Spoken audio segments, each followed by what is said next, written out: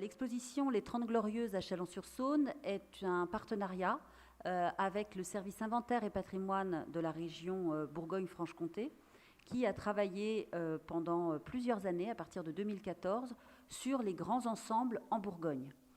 Évidemment, ces grands ensembles, qu'il s'agisse d'ailleurs de logements sociaux ou de programmes immobiliers privatifs.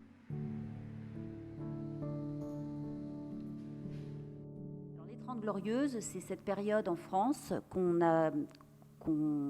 d'habitude on situe entre 1945 et 1975. Et pour Chalon-sur-Saône, c'est une période de forte expansion, liée à l'arrivée notamment de nouvelles entreprises et donc a besoin pour la main-d'œuvre de se loger. Les grands noms, c'est notamment Kodak et Framatome, qui viennent s'ajouter à des entreprises déjà présentes, type Saint-Gobain ou le Petit Creusot.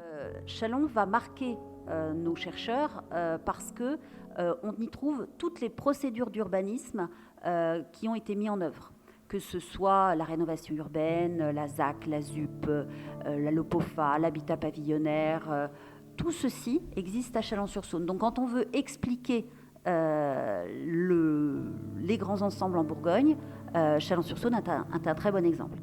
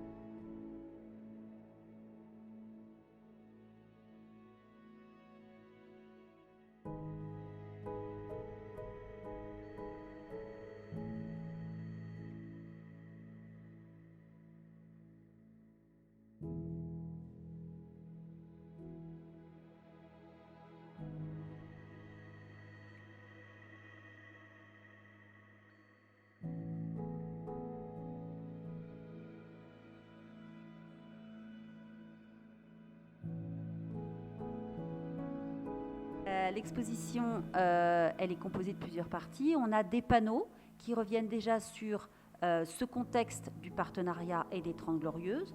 Un plan qui se situe derrière moi et qui permet de positionner les différents grands ensembles dans Chalon. D'ailleurs, un livre a été réalisé par la région et ça fait un peu le catalogue de notre exposition.